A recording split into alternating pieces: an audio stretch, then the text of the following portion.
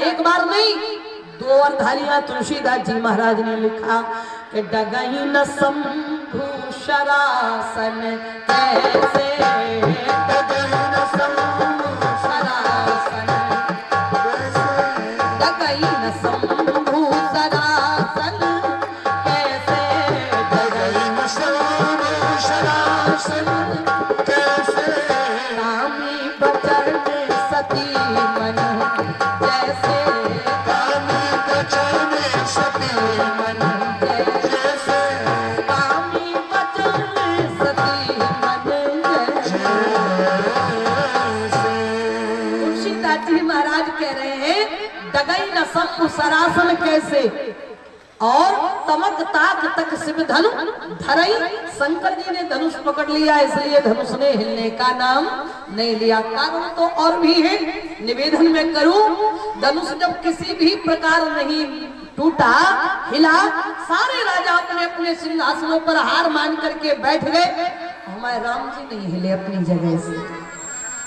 यही तो सबसे बड़ी विशेषता है कि जिनसे धनुष हिलना नहीं है वे राजा हिले बिना नहीं मान रहे, और जिनसे हिलना है धनुष वे राम जी अपनी जगह से नहीं हिल रहे। दो को हिलना है महाराज, धनुष को हिलना है और हिलाने वाले राम जी को, लेकिन ना वे अपनी जगह से हिल रहे और ना धनुष अपनी जगह से हिल रहा है। मैं एक बात हमेशा कहती हूं कि अगर इस जनकपुर की सभा में राम जी की जगह भगवान कन्हैया बैठे होते तो सबसे पहले नंबर अपना ही लगाते। जय हो। बोलो, किसी राजा को धनुष के समीप में जाने देते क्या भगवान कन्हैया? पहला नंबर भगवान कन्हैया ही का लगता। क्यों? क्योंकि विवाह के मामले में जितने भगवान कृष्ण आगे हैं, हमारे राम जी उतने ही पीछे। भगवान कृष्ण ने तो 16,108 विवाह किए। एक लड़का हमसे कह रहा था, दीदी हमने सुना है कि भगवान कन्हैया ने 16,108 विवाह किए। हमने कहा हाँ किए तो है, श्रीमद् भागवत तो ऐसे ही कहती है। तो उस लड़के ने कहा कि दीदी अगर हम 4-5 कर लें तो कोई दिक्कत? हमने कहा बिल्कुल नहीं, हमें क्या दिक्कत भैया, हमारे बाप का क्या जा रहा है, तुम तो 15-20 करो, हमें क्या परेशानी। अरे बोले जब भगवान कन्हैया ने 16,108 विवाह कर लिए तो हम अगर 2-5 कर ले तो? हमने कहा कि अगर कन्हैया का प्रमाण दे रहे हो तो एक बात हमारी भी मान लो। बोले क्या? हमने कहा कन्हैया तो कालिया नाग पे घंटों नचे थे, कालिया नाग को नाथ करके लाए थे वो काली दह में से, वो घंटों उसी पर नाचे थे। तुम बेटा केवल बिच्छू पे पांव धर के दिखाओ बस। हमने कहा कि अगर भगवान कन्हैया की बराबरी करना चाहते हो तो तुम बिच्छू के डंक पे केवल पांव धरो बस। अरे बोले दीदी 24 घंटे चढ़ता है महाराज, घंटे घंटे पे इंजेक्शन लगते हैं, झाड़ने वाले फूकने वालों की लाइन लग जाती है महाराज, ऐसा नहीं हो सकता। हमने कहा तुम बिच्छू का जहर सहन नहीं कर पा रहे और बे कन्हैया तो कालिया नाग पे नचे थे। तो हमने कहा उनकी बराबरी मत करना।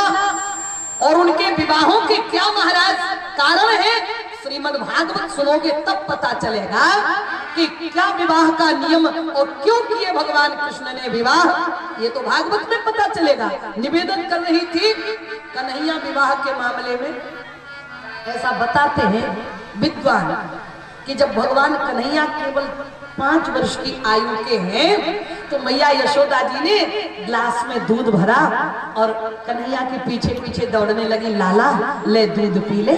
कन्हैया कहते ना मैया मोए दूध ना है खावे।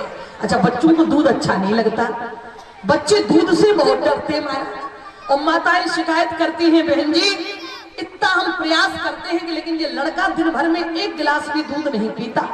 हमने डॉक्टरों को भी दिखा लिया, कई बार महाराज कहती है अगर कोई तिलक वाले बाबा जी दिख जाए, पीले लाल कपड़े वाले, बाबा जी आ जाओ इन्हें पकड़ लो, जल्दी पी लो नहीं तो बाबा जी पकड़ लेंगे। हम मन में विचार करते हैं कि अगर बचपन में ही बच्चा को पता चल गया कि लाल कपड़े वाले तिलक वाले बाबा माने लकड़ बग्घा, तो फिर वे बड़े होने पर वो लोग उनका सम्मान करेंगे कि माताएं ऐसे दूध पिलाने की, बाबा जी आ जाओ इनको पकड़ लो ये दूध नहीं पी रहे। अच्छा, बच्चे नखरे बहुत दिखाते, दूध उन्हें अच्छा नहीं लगता। और आजकल के बच्चे तो और आफत मारा, चाउमीन मिल जाए, पिज्जा मिल जाए, जाने कौन कौन से आइटम। हमें तो इतनी घिन आती है महाराज, आपको मैं बताऊं, लेकिन बच्चों को अब तो घर के दाल चावल रोटी भी पसंद नहीं आ रही उन्हें। जय महाराज सामान खिला दो। मैं निवेदन कर रही थी, मैया यशोदा जी दूध लेकर के भाग रही थी, कन्हैया पकड़ में नहीं आ रहे थे। मैया यशोदा जी जब पसीने पसीने हो गई तो बीच आंगन में बैठ गई गिलास लेकर के दूध का, और फिर कन्हैया को आवाज लगा के कहा, लाला तुझे पता है का क्या?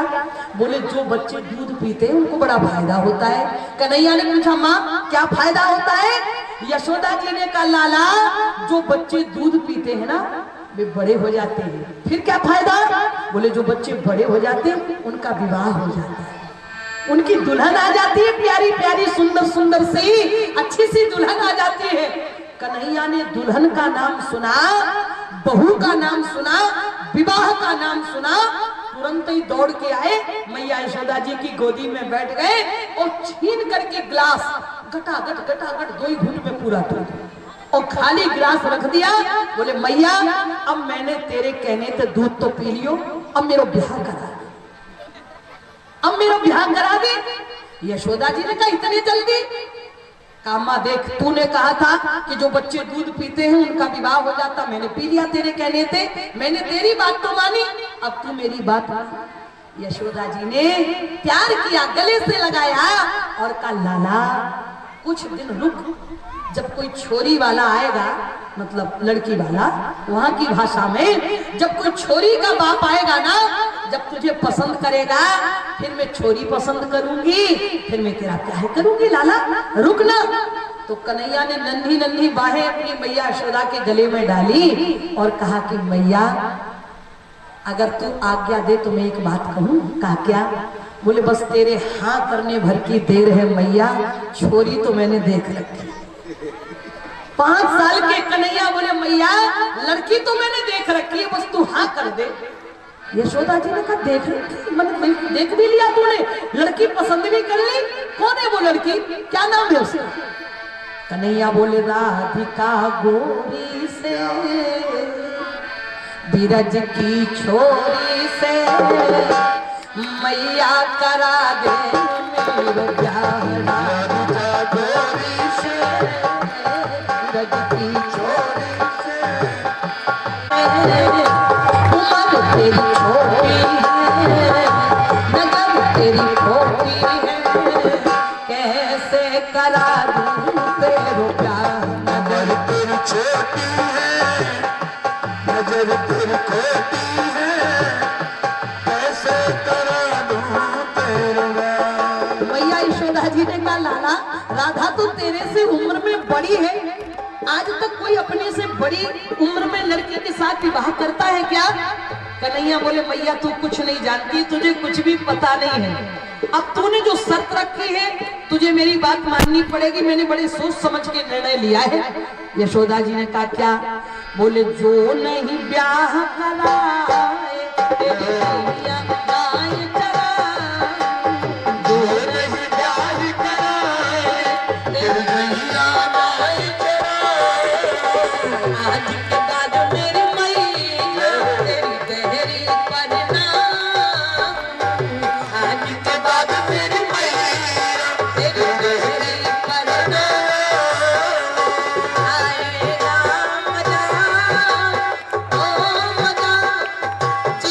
हार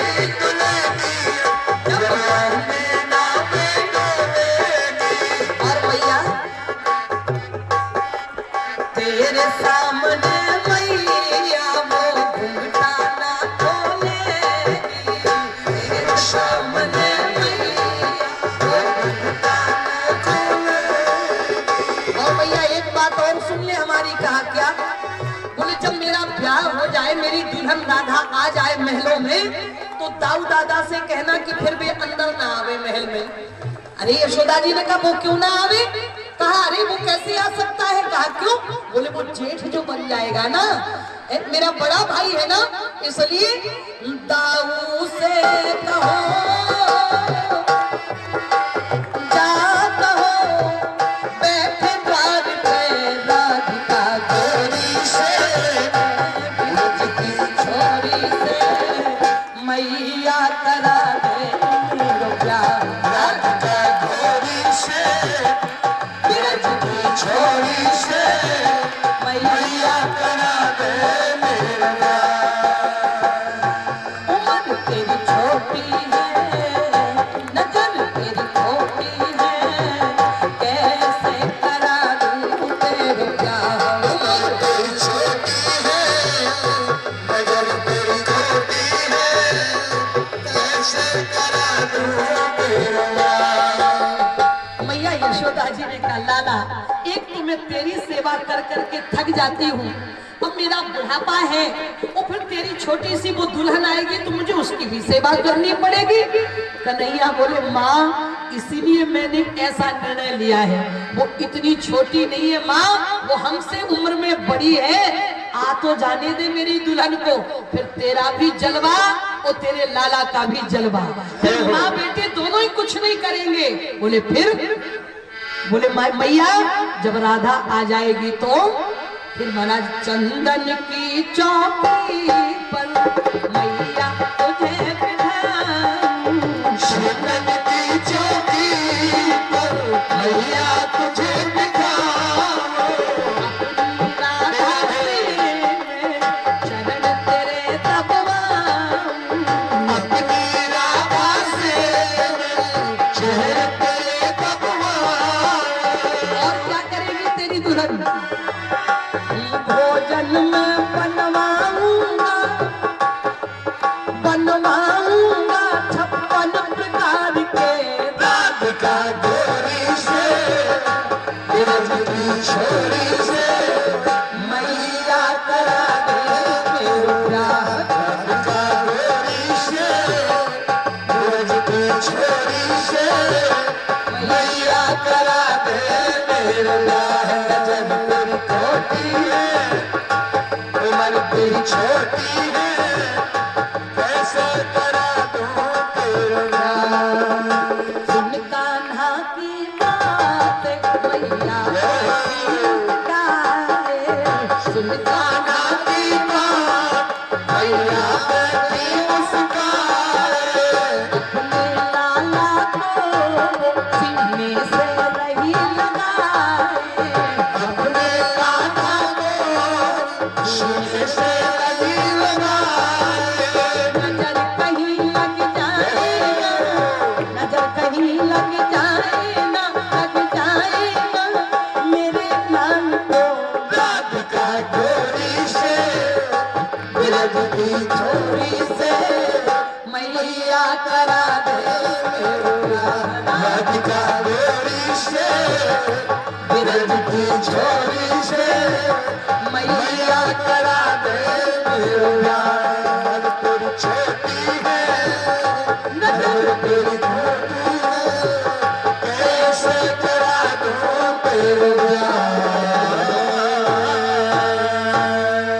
मैं निवेदन ये कर रही थी हमारे परम आदरणीय बड़े भैया श्री पांडे जी को, दयाशंकर जी को ये बड़ा प्रिय लगता है इसलिए मैंने सुना दिया, नहीं तो कथा ही महाराज बड़े विस्तार की है।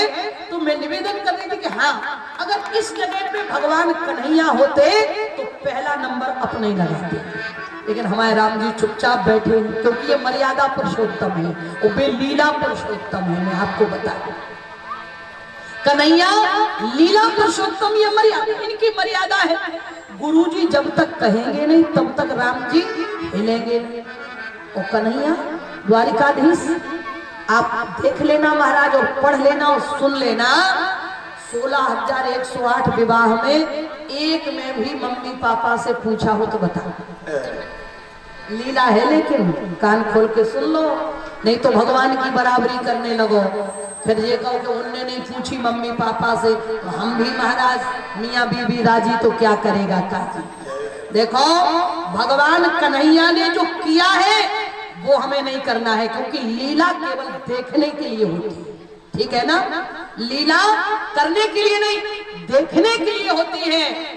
कन्हैया ने जो किया है वो हमें नहीं करना है, राम जी ने जो किया है उस पर हमें बराबर अमल करना है।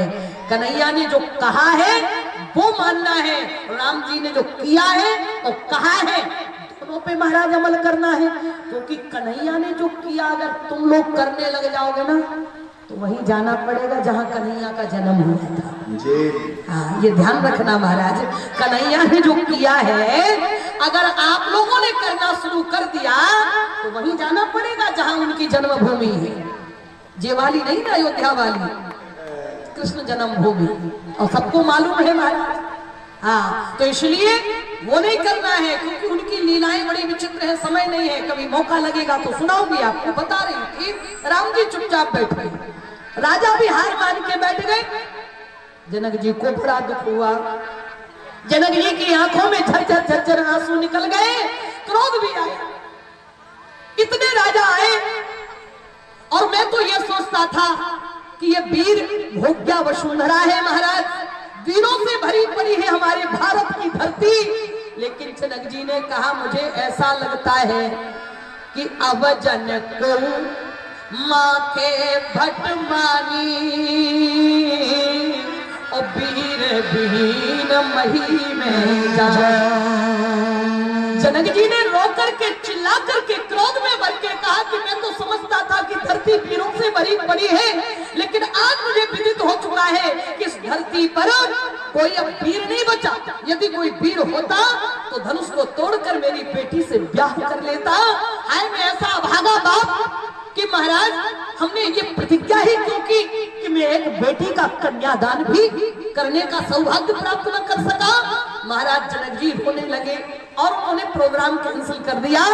बोले तजा हुआ अब निज निज ग्रह जाहू, क्योंकि लिखा न विधि बह विवाह। मुझे ऐसा लगता है विधाता ने तुम राजाओं के भाग्य में हमारी बिटिया का विवाह नहीं लिखा, इसलिए जाओ। अब क्या देख रहे हो, हमें क्यों चिढ़ा रहे हो, क्यों महाराज हमारा मुंह ताक रहे हो, जब धनुष तोड़ने की ताकत नहीं है हार जाओ। राजा तो अपनी गर्दनें झुका के बैठ गए, लेकिन उसी सभा में एक वीर नौजवान बैठा है जिसका नाम लक्ष्मण। जनक जी ने कहा अब जन को माखे भट मानी, तो यहाँ तुलसीदास जी महाराज कहते माखे लखन अरे कुटिल भाई भौण है और रदपट फरकत नयन। महाराज माखे लखन कुटिल भाई, लक्ष्मण जी की बिरगुटी तन गई और फड़फड़ाने लगे, क्रोध से शरीर भर गया। राम जी बगलई में बैठे लक्ष्मण जी को क्रोध में महाराज आंखें लाल, बिरगुटी तनी हुई है और फड़फड़ा रहे कुछ कहने के लिए। समझ गए राम जी ने कहा लक्ष्मण जी तुम्हें इतना क्रोध क्यों आ रहा, क्या बात है। लक्ष्मण जी बोले अगर आपका आदेश मिल जाए तो मैं जनक जी से दो बातें करना चाहता हूँ। राम जी समझ गए लक्ष्मण अगर तुमने कहीं बोला तो हमें मालूम है कि आंधी ही आएगी, तूफान ही आएगा, ओले ही गिरेंगे। तुम्हारा बोलना मैं जानता हूँ। नहीं नहीं भैया आप तो बस आदेश दो, मैं जनक जी से दो बातें करना चाहता हूँ। तो राम जी ने कहा अगर बातें करना चाहते हो तो केवल रिमझिम बारिश ही करना, क्योंकि तुम्हारी शुरुआत ओलों से होती है, मैं जानता हूँ। लक्ष्मण जी ने कहा नहीं बस आप तो आदेश दो। जरा सा इशारा मिला राम जी का और लक्ष्मण जी महाराज गए सामने जनक जी के और बोलना प्रारंभ किया। कैसे बोले, हम नहीं कह रहे, रामचरितमानस कह रही है महाराज। ललकार करके महाराज जनक जी को फटकारा और कैसे महाराज संबोधन किया, बोले कही जनक, ऐसे कहा होगा महाराज, ए जनक। क्रोध में भरे थे लक्ष्मण जी महाराज, ए जनक। इतना ही कहना था कि राम जी सिंहासन से उठ करके गए, लक्ष्मण के मुख ऐसे लक्ष्मण मैंने क्या कहा था कि रिमझिम रिमझिम बारिश करना, तुमने शुरुआत ओलों से कर दी। ऐसे कोई बोलता है क्या? लक्ष्मण जी ने कहा अभी तो आपने बोलने भी नहीं दिया, फिर आदेश ही काय के लिए दिया? अभी तो हम कुछ बोल भी नहीं पाए। राम जी ने कहा क्या इससे भी भयानक बोलने वाले थे क्या? लक्ष्मण जी ने कहा मैंने बोला क्या है? राम जी ने कहा इतने बड़े राजा के लिए तुमने सीधे कह दिया कि जनक। लक्ष्मण ये हमारे संस्कार नहीं है, हमारे सूर्य वंश के संस्कार नहीं है, रघुवंश के ये संस्कार नहीं है कि हम अपने से बड़ों को ऐसे संबोधित करें। तुमने सीधे कह दिया जनक। कम से कम आदरणीय जनक, सम्माननीय जनक, श्रद्धेय जनक, पूजनीय जनक, वंदनीय जनक, राजा जनक, विदेह राज जनक, योगी राज जनक, महाराज कुछ ना कहते चाचा जनक, काका जनक, पिताजी कुछ ना समझते, सीता का बाप ही समझ के कुछ तो सम्माननीय शब्द का प्रयोग कर देते। लक्ष्मण कुछ तो सम्मान माने कोई सम्माननीय शब्द। लक्ष्मण जी महाराज ने सुना, हाथ जोड़ करके खड़े हो गए, भैया अगर आपका आदेश मिल जाए और अगर आप नाराज ना हो तो मैं एक बात कहना चाहता हूँ। राम जी ने कहा क्या कहना चाहते हो? लक्ष्मण जी ने कहा भैया क्षमा करना, जहां आपकी प्रतिष्ठा पर आंच आ रही होगी तो वहां सीता जी के बाप की बात छोड़ो, अगर इस लक्ष्मण को मौका लग गया तो मैं आपके बाप को भी छोड़ने वाला। जहां आपकी प्रतिष्ठा पर, ध्यान से सुनिएगा महाराज, लक्ष्मण जी उद्दंड नहीं है, लक्ष्मण जी महाराज संस्कारहीन नहीं है, लक्ष्मण जी अपने से बड़ों का कभी अपमान नहीं करते। लेकिन लक्ष्मण जी ने क्या कहा? भैया जहां आपकी प्रतिष्ठा पर, राम कौन है? आप कौन है? राम है रामो विग्रहवान धर्म, वे हमारे धर्म है। और हमारे पूज्य श्री रामानंदाचार्य सदगुरुदेव भगवान कहते हैं राम माने राष्ट्र और मां माने मंगल। जो राष्ट्र का मंगल करने वाला है तो महाराज लक्ष्मण जी ने कहा भैया जब हमारे धर्म पर आंच आएगी, जब हमारे राष्ट्र पर आंच आएगी, जब हमारे कोई मंगल के लिए महाराज अगर कोई कुठाराघात करेगा तो वो कोई भी हो, ये लक्ष्मण उसे छोड़ने वाला नहीं है। और समय आने पर लक्ष्मण जी ने अपने पिता महाराज चक्रवर्ती धर्म सम्राट दशरथ को भी नहीं छोड़ा। सबको मालूम है, समय नहीं महाराज खबर भेजी थी गंगा के तट से, सुमंत से कहा था जाकर के मेरे पिताजी से मेरा संदेश, अगर आप जानना चाहते कि क्या भेजा होगा तो वाल्मीकि रामायण पढ़ना, एक बार सर्च कर लेना, आजकल तो गूगल का जमाना महाराज, सर्च कर लेना क्या संदेश भेजा होगा लक्ष्मण जी ने। लक्ष्मण जी जहां भी राम की प्रतिष्ठा पर आ जाती है वहां मौन नहीं रहते। राम जी ने कहा कि लक्ष्मण एक बात बताओ, यहाँ हमारी प्रतिष्ठा कहाँ से आ गई? अरे जनक जी ने उन राजाओं के लिए कहा था कि अब जन को माँ के बटमानी वीर विहीन मही में जानी, तो तुम नाराज क्यों हो गए? हमसे थोड़ी ना कुछ कहा जनक जी ने। लक्ष्मण जी बोले आप ही से कहा है इसीलिए तो हमें बुरा लगा, आप ही का नाम लिया इसलिए बुरा लगा। राम जी बोले हमारा नाम लिया? क्या कहा? बोले उन्होंने कहा अब जन को, तो राम जी बोले हमारा नाम को है क्या? लक्ष्मण जी बोले हाँ आप ही का नाम को है। और जनक जी ने सीधा आप ही का नाम लिया। राम जी बोले जी को नाम हमारा कब पड़ गया हमें पता ही नहीं, ये को नाम हमारा कब पड़ गया लक्ष्मण? लक्ष्मण जी ने कहा भैया दुनिया में आपके इतने नाम हैं कि आपको पता नहीं है महाराज। बोले इतने नाम हैं आपके, कोई भी कुछ भी नाम रख लेता है।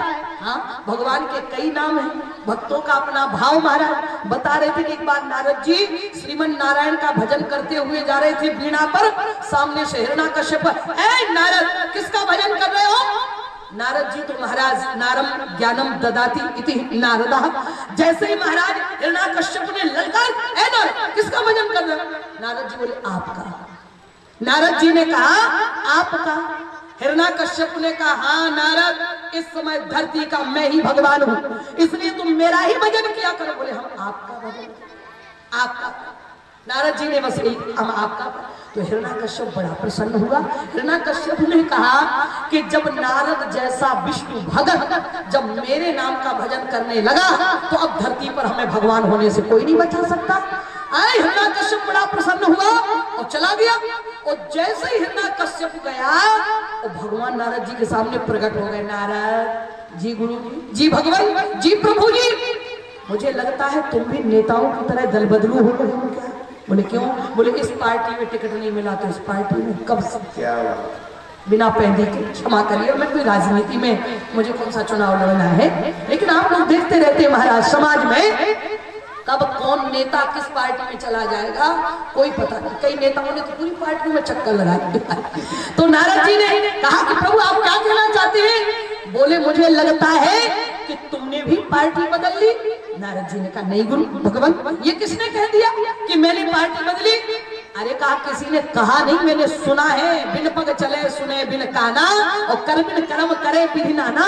क्या सुना? बोले अभी अभी तुम हिरण्यकश्यप से क्या कह रहे थे? नारद जी बोले हम तो ये कह रहे थे कि हम आपका भजन कर रहे हैं। तो भगवान बोले आप माने? नारद जी बोले आप माने आप? अब वो अपने बाप का नाम समझ के चला गया तो हम क्या करें? भगवान बोले आप माने? नारद जी बोले आप आपका नाम है इसलिए हमने जल्दी में यही नाम ले लिया। अब वो अपने बाप का समझ के चला गया। भगवान बोले क्या हमारा नाम आप है? बोले हाँ। विद्वानों ने लिखा साच बराबर तप नहीं। बोले साच बराबर तप नहीं, झूठ बराबर पाप। बोले जाके हृदय साच है ताके हृदय आप, ताके हृदय आप। तो हमने जल्दी में यही नाम। तो भगवान के तो न जाने कितने नाम। लक्ष्मण जी बोले भैया जब से आप जनकपुर में आए हैं तब से एक आपका नया नाम रख दिया गया। जनकपुर की देवियों ने रखा है। क्या नाम रखा? बोले यहाँ की सखियां आपको देख के कह रही थी सखी न कहाँ को अस कहाँ, सखी न कहाँ को अस कहाँ, सखी न कहाँ को अस कहाँ, शकीन कहाँ को अस कहाँ। बड़ प्रभाव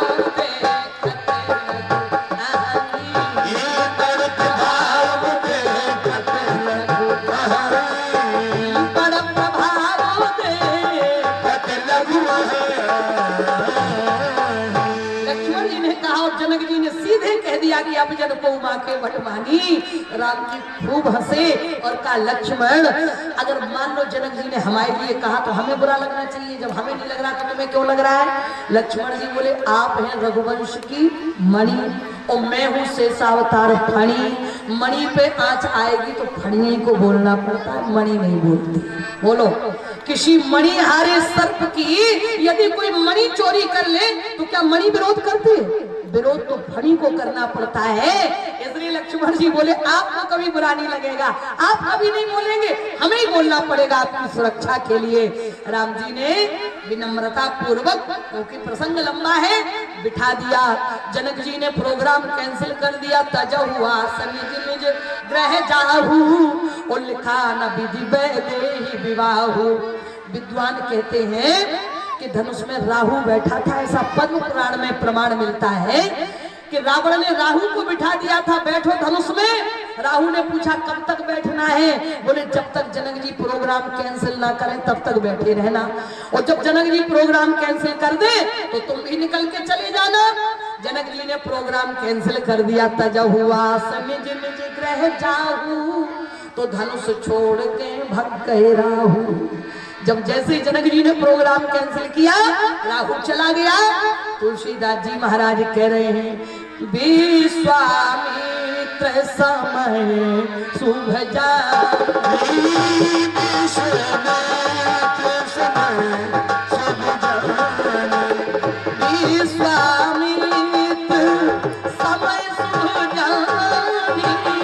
विश्वामित्र समय शुभ बोले अति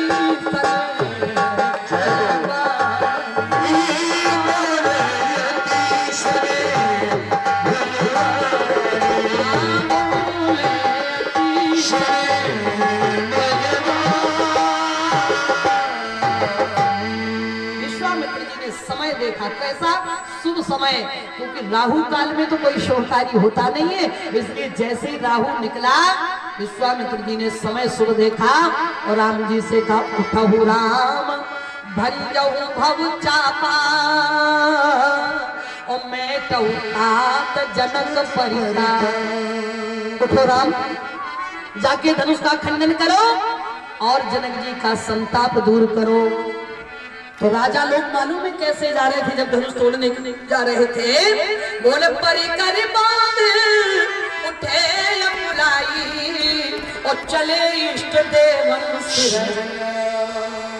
राजा लोग तो परिकर बांध कमर कस के जा रहे थे, लेकिन हमारे राम जी को जब आदेश मिला तो उनको शांति मिलेगी। ध्यान से सुनिएगा, जिनके अंदर धैर्यता, जिनके अंदर विनम्रता, जिनके अंदर संतोष, जिनके अंदर अकुलाहट ना हो, घबराहट ना हो, ईर्ष्या ना हो, राग ना हो, द्वेष ना हो, शांति उसका वर्ण करती है।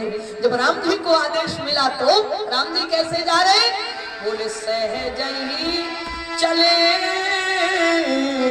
सकल जग स्वामी, सहज ही चले सकल जग स्वामी, सहज ही चले सकल जग स्वामी, मत मंजूर पुंजन गामी, मत मंजूर पुंजन सहज ही चले सकल जग स्वामी भैया, सहज ही चले सकल जग स्वामी, मत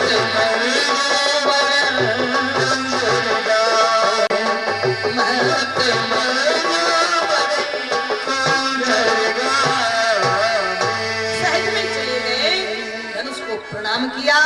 कथा बहुत विस्तार की है। आज महाराज हम लोग भ्रमण भी बहुत किए हैं और भोजन भी नहीं हुए आज, इसलिए पेट में चूहे कूद रहे हैं। सही बात तो ये है, तो इसलिए क्षमा करेंगे, समय की भी परिधि अपनी है। राम जी ने लेत चढ़ावत खेचत गाड़े और काहू न लखा देख सब महाराज ते ही छन रामा मध्य धन तोरा और भरे भुवन धुनि घोर कठोर। बोलिए दूल्हा सरकार की। सभी लोग एक बार जोरदार ताली बजा करके हमारे ठाकुर जी ने धनुष का खंडन कर दिया, धनुष तोड़ दिया। जनकपुर की माताएं गाने लगी, अरे तोड़ दिया, तोड़ दिया, अरे तोड़ दिया, तोड़ दिया, तोड़ दिया रे रघुवर में धनुषवा, तोड़ दिया रे रघुवर में धनुषवा, तोड़ दिया रे। वो जोड़ लिया, जोड़ लिया, जोड़ लिया, जोड़ लिया रे सीता से नाता, जोड़ लिया रे सीता से नाता, जोड़ लिया रे सीता से नाता, जोड़ लिया रे। दीप दीप के धूपति आए, दीप के धूपति आए, धनुष को तो उठा न पाए, धनुष को तो उठा न पाए। नहु का भंडा, नहु का भंडा फोड़ दिया रे रघुवर में धनुषवा, रघुवर में धनुषवा, तोड़ दिया रे। ओ तोड़ दिया, तोड़ दिया, तोड़ दिया, तोड़ दिया, तोड़ दिया रे रघुवर में धनुषवा, तोड़ दिया रे रघुवर में धनुषवा, तोड़ दिया रे। ये तोड़ लिया, तोड़ लिया, तोड़ लिया, तोड़ लिया, तोड़ लिया रे सीता से नाता, जोड़ लिया रे सीता से नाता, जोड़ लिया रे। परशुराम आए आंख दिखाए, परशुराम आए आंख दिखाए, परशुराम आए आंख दिखाए, परशुराम आए आंख दिखाए। नहु का मान हाजी, नहु का मान यही, नहु का मान मरोड़ दिया रे रघुवर धनुषवा, तोड़ दिया रे रघुवर धनुषवा, तोड़ दिया रे।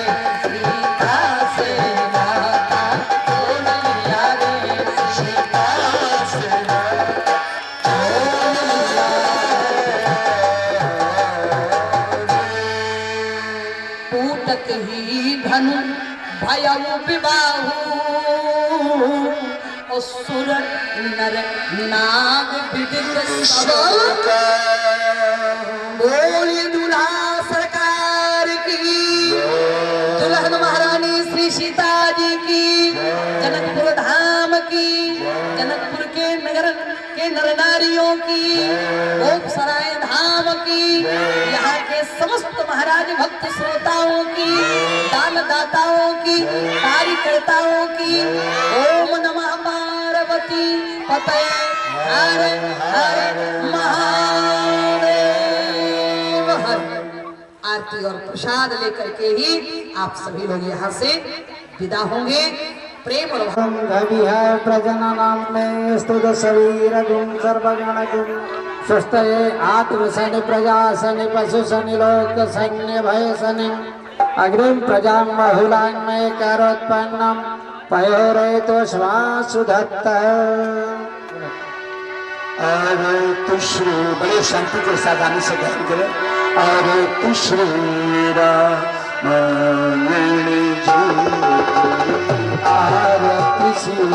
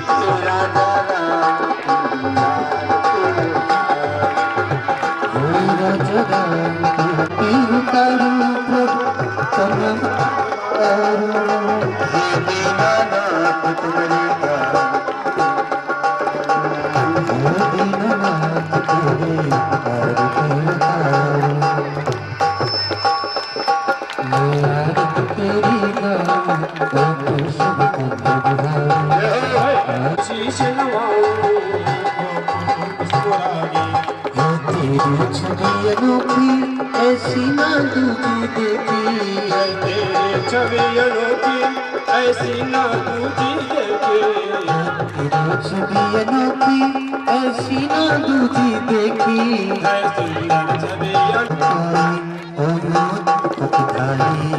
मैं आरती तेरी गाऊं, होगी सब कुंज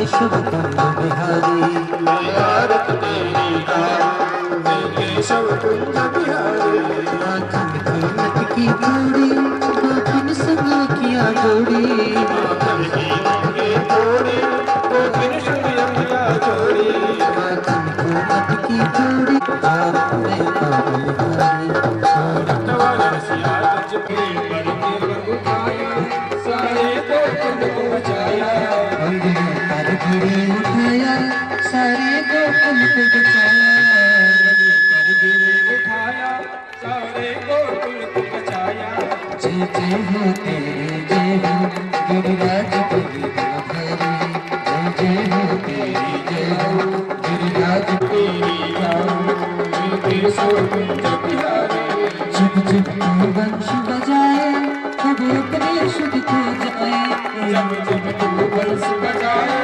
सब दुख सुख हो जाए जब जब तू वंश बजाए सब अपने शुद्ध खो जाए जब जब तू बंस बजाए अपनी सुख सिंहासन मिलते और कृष्ण में लगाए हे भारत तेरी जान केशव कुंज बिहारी तेरी गाऊं केशव कृष्ण बिहारी राधा संग प्रीत लगाई और प्रीत की रीत चलाई राधा संग प्रीत लगाई और प्रीत की रीत चलाई राधा दास बिहारी जय राधा दास बिहारी जय भारत तेरी गाऊं हे केशव कुंज बिहारी भारत तेरी गाऊं हे केशव कुंज बिहारी जो आए शरण बिहारी दुख बात की जाए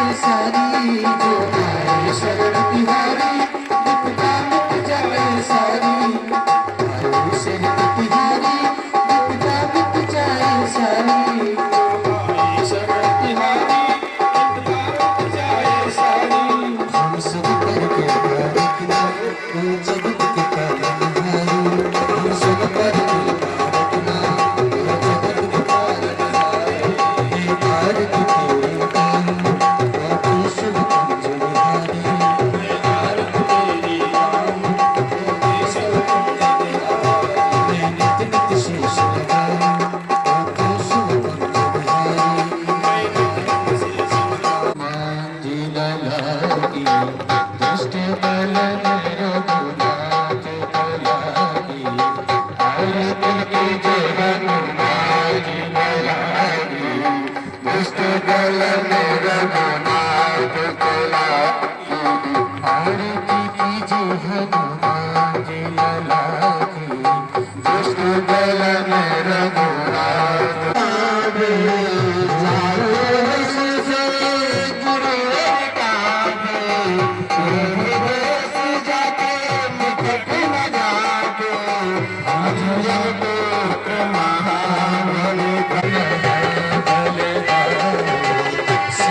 प्रभु सदा सहाय और की जय लगा